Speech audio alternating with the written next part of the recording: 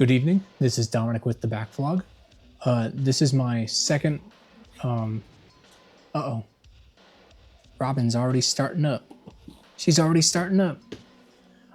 This is my second attempt of shooting this video because the first attempt I made a few days ago, my mic died in the middle of, so that was pretty funny. It's a short and sweet one though. It's the media acquisition video, and I think Robin wants to join me. Come here. Come here. No. No. This game is not for you. You don't have opposable thumbs. Yeah, so January was the month of my birthday. So I got myself a few presents, and then I got a few presents from my parents. The first present I got for myself was Batman Arkham Knight. Looks like it's focusing pretty well, possibly.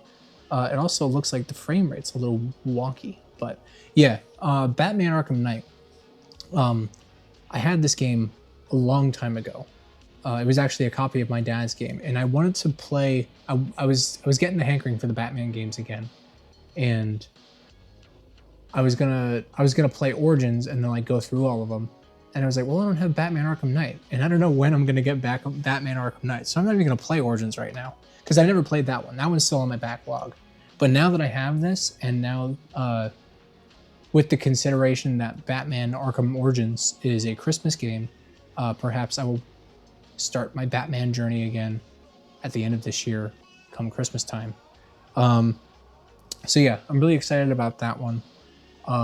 The other thing I'm excited for, this is the other Christmas or a birthday present I bought for myself, is FromSoft's Bloodborne. I'm kind of getting into From Software games a little bit. You know, my bug started with Sekiro years ago, which is now one of my favorite games of all time. And then there is Demon Souls, the Demon Souls remake, which isn't really From Software, but it's the basis is From Software. And then, you know, Elden Ring, the massive, expansive experience that was.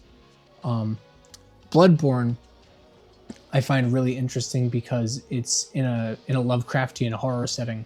It's not my favorite aesthetic to go to, but now that I am familiar with Lovecraft's work, I think it is something that I would be very interested in checking out, especially considering that, like, when you ask people their favorite FromSoft game, a lot of the time it's going to be Bloodborne.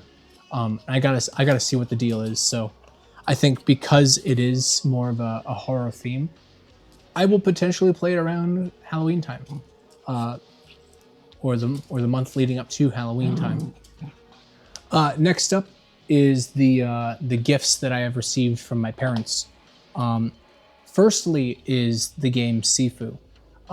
And I had heard about this game years ago from an old friend of mine, but I didn't really think about it at all. I didn't really know what it was.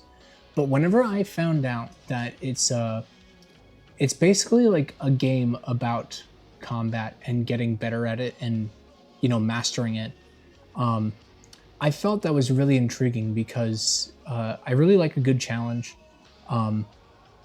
And this game is very much inspired by the action of Old Boy, and that really intrigues me as well. I don't really have anything to say about it because I don't really know much about it yet, but it sounds like the combat system's super in depth, and that's something I'm looking forward to exploring. Lastly is something that came out last year that I have been waiting to finally get a copy of. And that was the Suikoden 1 and 2 HD remasters. You know, you got some classic PS1 JRPGs here, and I'm glad that we're getting more of these. I know, like, they also last year just released the Lunar Collection, which I'm also very interested in getting.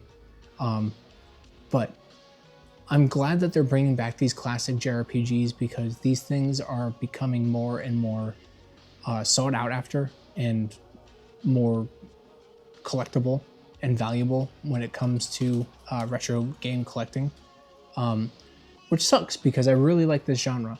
I hear Suikoden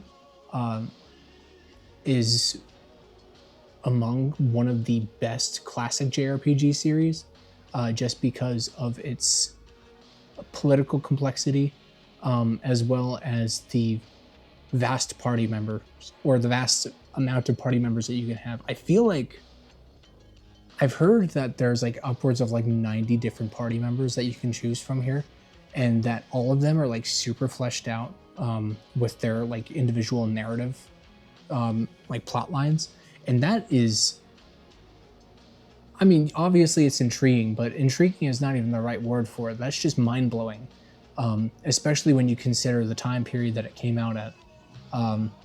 So I'm really looking forward to checking this out. Some of the artwork on the back of this is freaking awesome. But yeah, I'm really looking forward to Suikoden 1 and 2. And perhaps maybe they'll make it an HD remaster of 3 and 4. I don't know if there's a fifth one. There might be. I think 3 is like the first one that was on the PS2. So perhaps they will make a collection of the PS2 Suikoden games. That would be really sick. But until then, I'm looking forward to seeing what's in store on these. That's about it for this media acquisition. Yeah, short and sweet, like I said, but Robin is acting up. I think she wants to go to bed because it's actually way past my bedtime. So she's confused as to why I'm talking to a camera right now. So I'm gonna put her to sleep. I just realized that sounded really wrong. I'm going to allow her to fall asleep. I'm not going to put her to sleep. She's a very good dog, and I love this dog to death.